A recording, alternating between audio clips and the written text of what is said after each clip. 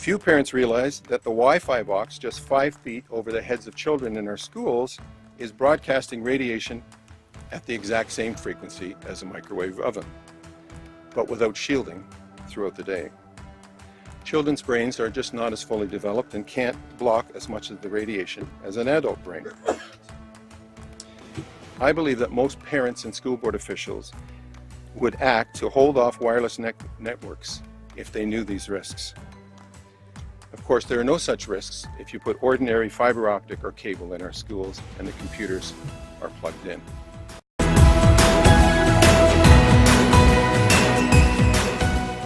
One place that switched off its Wi-Fi connection is Upper Sturt Primary School. Principal Barb Jones. There's not enough evidence that Wi-Fi is completely safe at this stage. We haven't had it long enough. It was very difficult to find a school that was Wi-Fi free.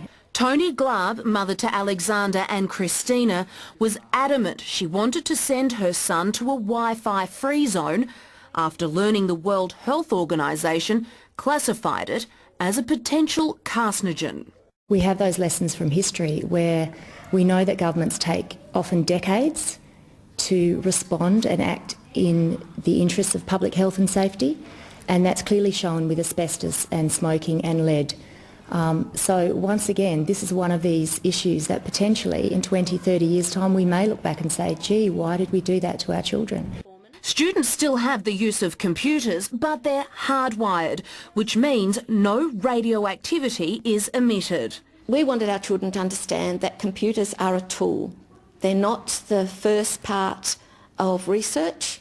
Or they don't have to be. It's an idea that countries like France, Russia, Italy, China and Switzerland implemented in schools, kindergartens and daycare centres years ago.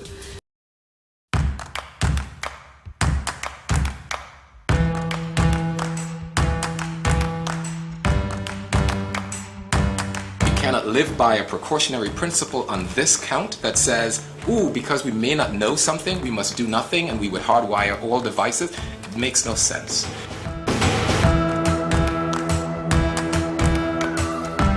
Given the risks involving children, the principal just doesn't want to take that risk. Whether this is true or not, the default, I think, needs to be on the side of safety. So it was very easy for me just to remove it. Ist, dass den Menschen bewusst wird, dass wenn sie ein Mobiltelefon verwenden oder auch einen drahtlosen Anschluss, WLAN oder Wi-Fi oder auch schnurlose Telefone, dass sie sich Mikrowellenstrahlung aussetzen, aber nicht nur selbst, sondern auch ihre Familie, ihre Nachbarn und dass eine chronische Belastung zu einem erhöhten Risiko für bestimmte Erkrankungen führen kann. Das sind neurodegenerative Erkrankungen, denken Sie an Parkinson oder Alzheimer, und das sind auch Erkrankungen wie etwa Hirntumoren und andere Erkrankungen. Das ist ein ernstes Problem, das wir haben.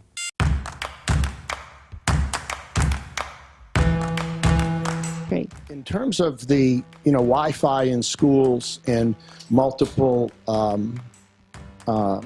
devices and the kids having iPads and all of that, there's the medical term for that is effing crazy.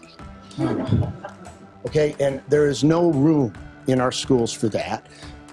And I think that for the reasons that we have talked about here, the developing brain, brain cells are differentiating in those young kids more than they're proliferating. There is just no way that we should be doing that to our kids. We can plug it in and it's fine. So that's one place where I think we have to draw the line.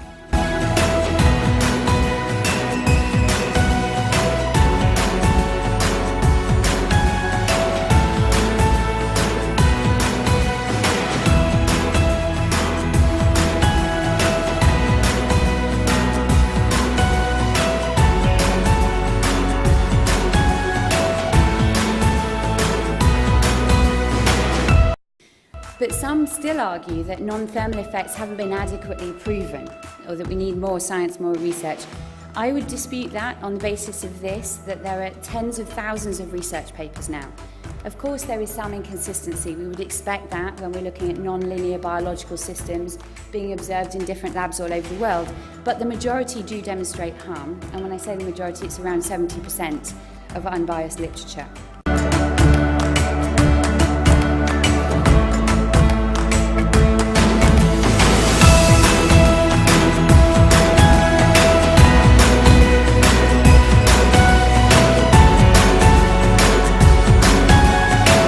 And there is so much evidence that at least some people, if not everybody, is going to be adversely affected by the excessive radio frequency fields that you would have if you have a computer classroom where 20 kids or 30 kids are sitting on their wireless laptops, generating a room just chock full of radio frequency radiation.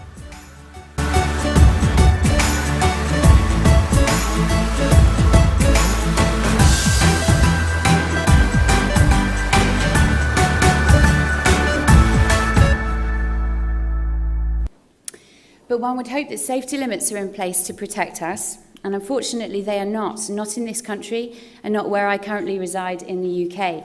The reason I say that is because we're using something called the ICNIRP guidelines, and they were designed to protect against thermal effects only. That means tissue heating. We know that there are many non-thermal effects that occur orders of magnitude below those levels. And don't take my word for that. This is from the United States Environmental Protection Agency. The last line you'll see states, the generalization by many that the guidelines protect human beings by harm from all or any mechanisms is not justified. So many countries have lowered their guidelines to try to be more biologically protective. And even in these countries, those very low limits are still being criticized as not being low enough because there is scientific evidence of effects even below those levels, which are much lower than ours in the UK and here in the US.